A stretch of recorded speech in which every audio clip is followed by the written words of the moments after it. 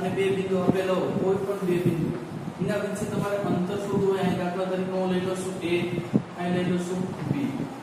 a અને b વચ્ચેનું તમારે જ્યારે અંતર શોધવાનું હોય ત્યારે તમે કયો ઉપયોગ કરશો? તો હું અહીં લખીશ અંતર સૂત્રનો ઉપયોગ કરું. શેનો ઉપયોગ કરીશ? અંતર સૂત્ર. અંતર સૂત્ર શું કહેવા માંગે છે? આપણે પહેલા યામ લખવા પડશે, a ના યામ અને b ના યામ. આપણી પાસે નથી અત્યારે, તો a ના યામ અત્યારે ધારી લઉં છું x1 y1, b ના યામ ધારું છું x2 y2. આ બંને વચ્ચે જ્યારે અંતર સૂત્ર શોધવાનું થાય ત્યારે શું કરવાનું છે? પહેલા યામમાંથી પહેલો યામ બાદ કરીને સ્ક્વેર થશે, બીજા યામમાંથી બીજો યામ બાદ કરીને એનો સ્ક્વેર થશે. હવે અહીં હું લખીશ ab² બરાબર x1 x2 નો સ્ક્વેર, x1 x2 નો સ્ક્વેર પ્લસ y1 y2 નો સ્ક્વેર. અહીં લખીશ y1 y2 નો સ્ક્વેર. આ તમારો કોઈ પણ બે બિંદુ આપેલા હોય, a અને b ની જગ્યાએ p અને q આપેલો હોય, c અને d આપેલો હોય, એ બંને વચ્ચે અંતર શોધવાનું સૂત્ર થઈ ગયું છે. અને બીજી રીતે લખી શકાય છે ab વર્ગમૂળ. આનો વર્ગમૂળ કાઢીશું, ab² નું વર્ગમૂળ ab. તો હવે આનો વર્ગમૂળ કાઢી શકીશ નહીં, તો એને શું કરીશ? અંડર રૂટમાં લખીશ. તો અહીં શું થશે? x1 x2 નો સ્ક્વેર પ્લસ y1 y2 નો સ્ક્વેર. આ રીતનો કોઈ પણ બે બિંદુ વચ્ચેનો તમે અંતર સૂત્ર વાપરી શકો છો. x1 y1 x2 y2. હવે તમને ત્રિકોણ અને ચતુષ્કોણ વિશે જે થોડી માહિતી છે એ આપી દઉં, કારણ કે ત્રિકોણ અને ચતુષ્કોણ આધારિત દાખલા આમાં પૂછાશે. તો પહેલા ત્રિકોણની વાત કરું છું.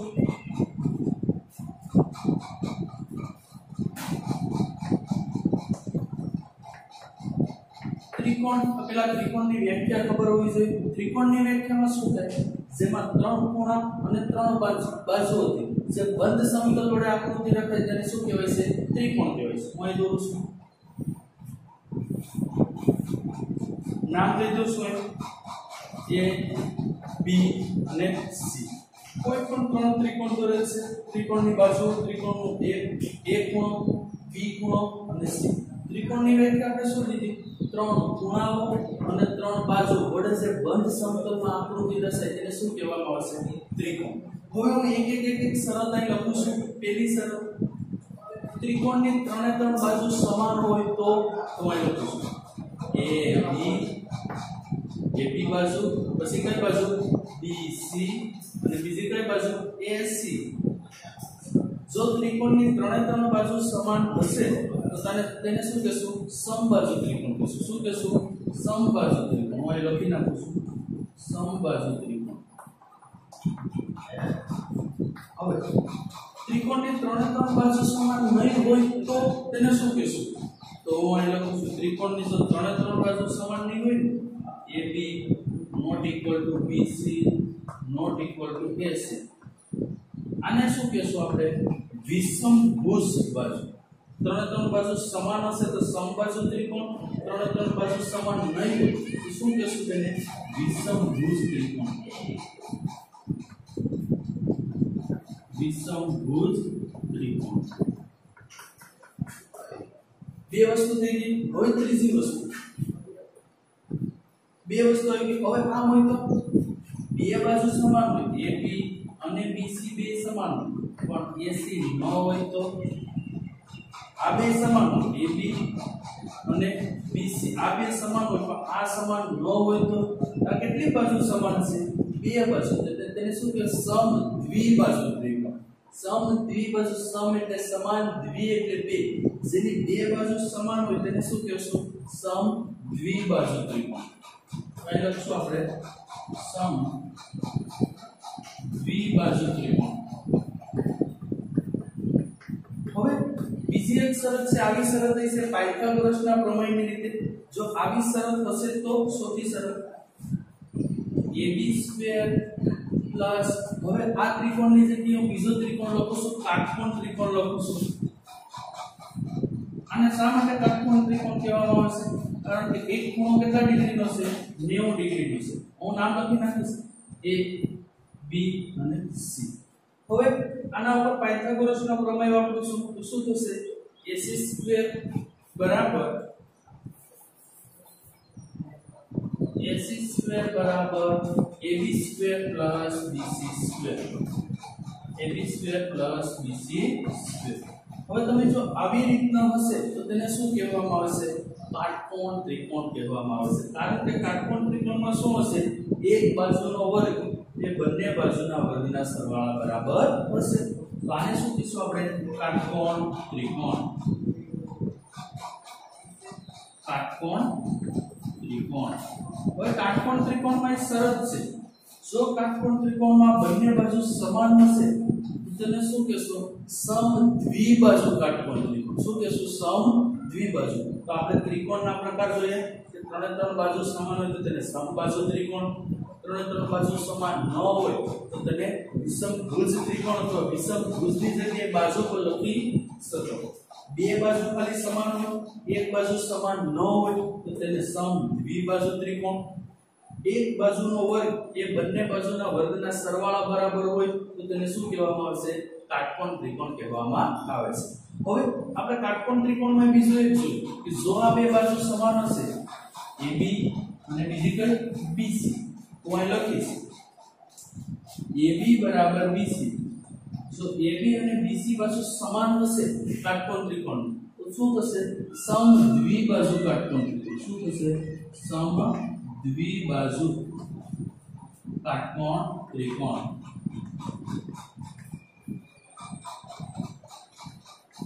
આ ત્રિકોણના ટોટલ કેટલા પ્રકાર હતા? 1 2 3 4 ને આ 5 પ્રકાર।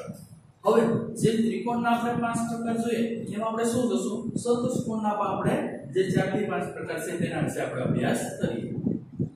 ચોરસ વિશે અભ્યાસ કરીશું। ત્રિકોણ વિશે જેમ ત્રિકોણના પ્રકાર હતા તેમ આપણે ચોરસના પ્રકાર છે। ચોરસના પ્રકાર કયા કયા છે?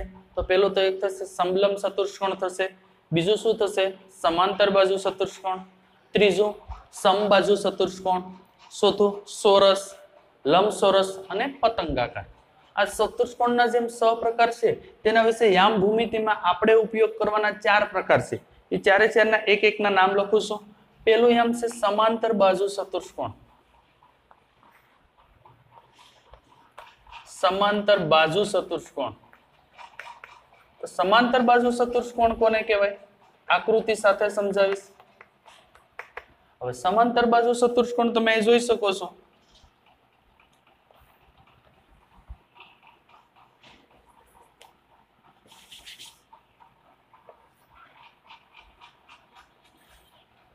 નામ કોઈ પણ દઈ શકો છો। અત્યારે હું નામ છે ABCD જ રાખું છું। આની સામસામેની બંને બાજુ સમાન હોય તેને શું કહેવાય છે? સમાંતર ચતુષ્કોણ। A B C અને D।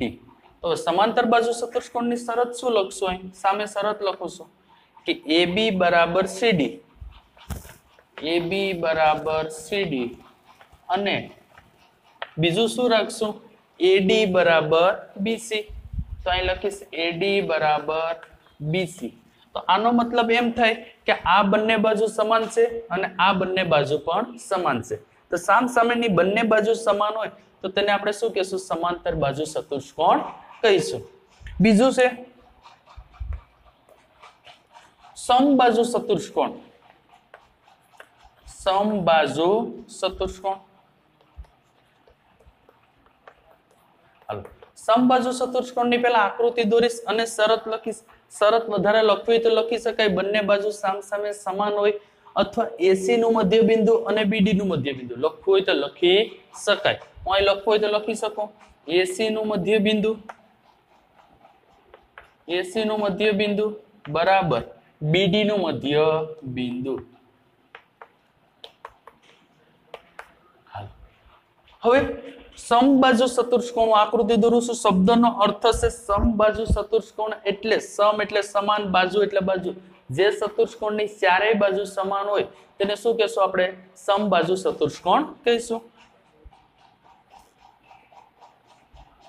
હાલ, સમબાજુ ચતુષ્કોણ થઈ ગયું। આકૃતિના નામ દઈ દઉં A B C અને D।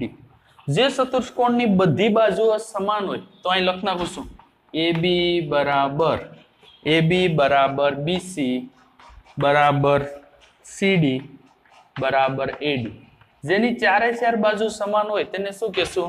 સમબાજુ ચતુષ્કોણ કહેશું. હવે ત્રીજો પ્રશ્ન એમ થાય લંબચોરસ. તો હું આ ત્રીજો મુદ્દો અહીં લખીશ લંબચોરસ.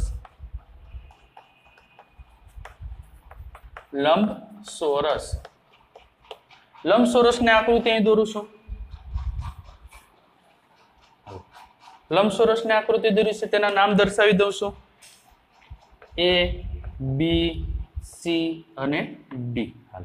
લંબચોરસના નામ છે AB અને CD, બંને સામસામેની બાજુ સમાંતર છે, અને AB, AD અને BC આ બંને પણ સામસામેની બાજુ કેવી છે? સમાંતર છે. તો હવે હું અહીં લખીશ AB બરાબર શું થશે? CD અને AB બરાબર CD અને AD બરાબર BC. તો અહીં લખીશ AD બરાબર BC. હવે શું થશે? સામસામેની બાજુ તો સમાંતર, સામસામેની બાજુ તો સમાંતર બાજુ ચતુષ્કોણમાં સમાન જ હતી. તો આમાં વિકર્ણો એકબીજાને સમાન હોય છે, AC અને BD. તો અહીં લખીશ હવે AC બરાબર BD એ પણ સમાન થશે. જો ચારે ચાર બાજુ સમાન હશે તો સમબાજુ ચતુષ્કોણ, ખાલી સામસામેની બાજુ સમાંતર હશે તો સમાંતર બાજુ ચતુષ્કોણ, સામસામેની બાજુ સમાન હોય અને તેના વિકર્ણો સમાન હોય તો તેને શું કહેશું આપણે? લંબચોરસ. હવે એક છેલ્લો ટોપિક સાંભળો, ચોરસનો ટોપિક લઈ લઈએ.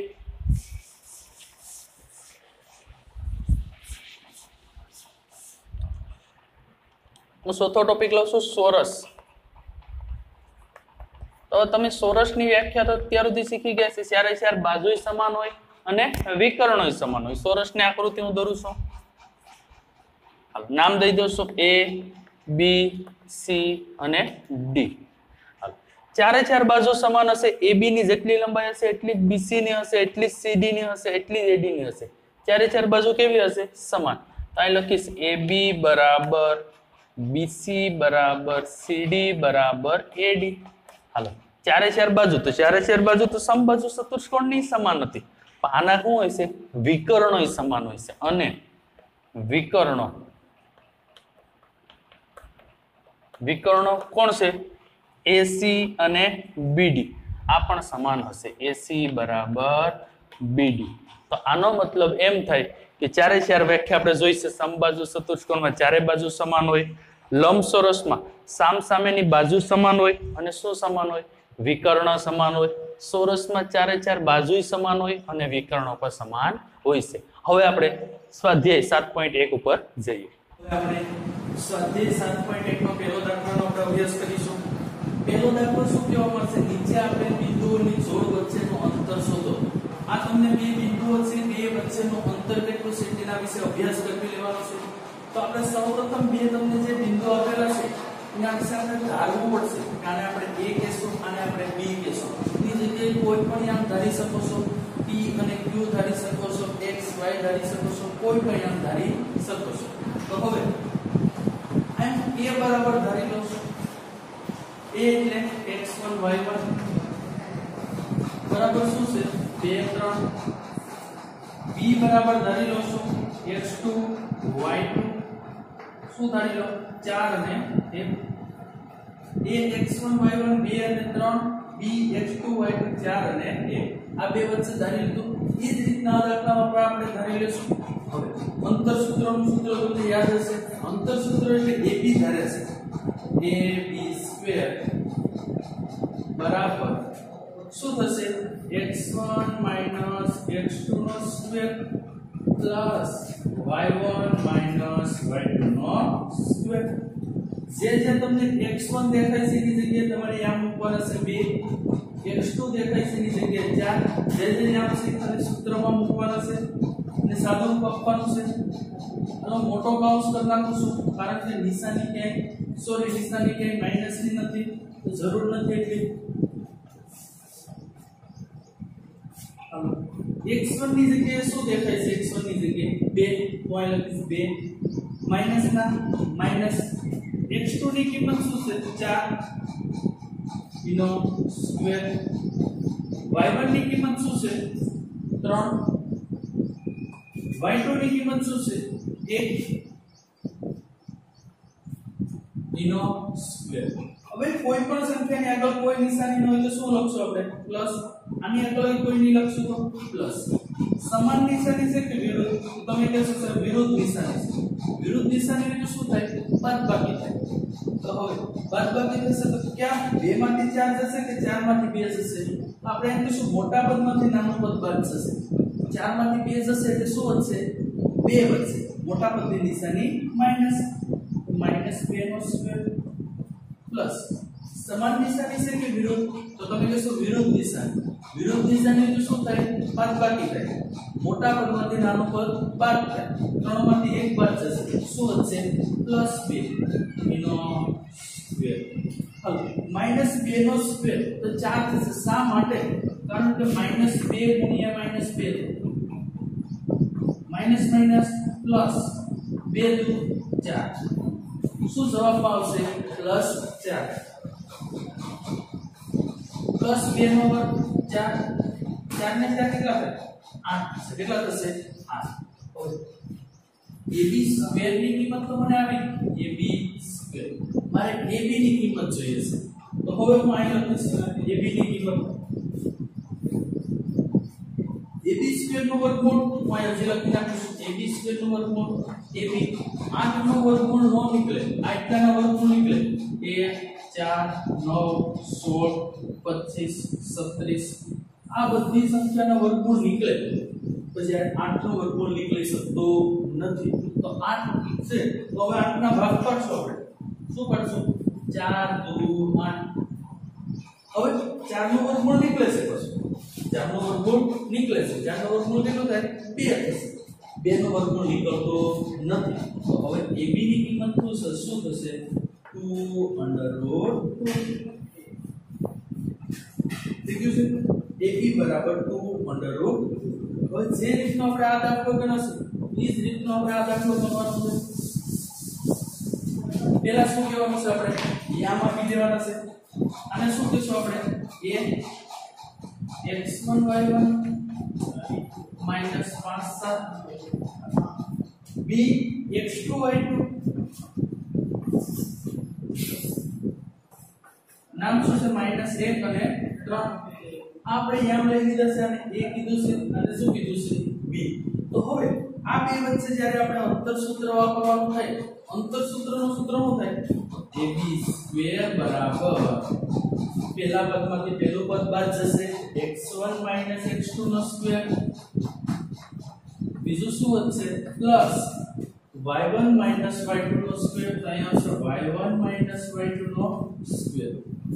પહેલા પદમાંથી મેં પહેલું પદ બાદ કર્યું છે એનો સ્ક્વેર, બીજા પદમાંથી બીજું પદ બાદ કર્યું એનો સ્ક્વેર। હવે આમાં માઈનસ નિશાની ક્યાંક ક્યાંક છે, એ માઈનસ નિશાની બદલાઈ ન જાય એટલા માટે હું એનો ઉપયોગ કરીશ મોટા કૌંસનો ઉપયોગ કરીશ।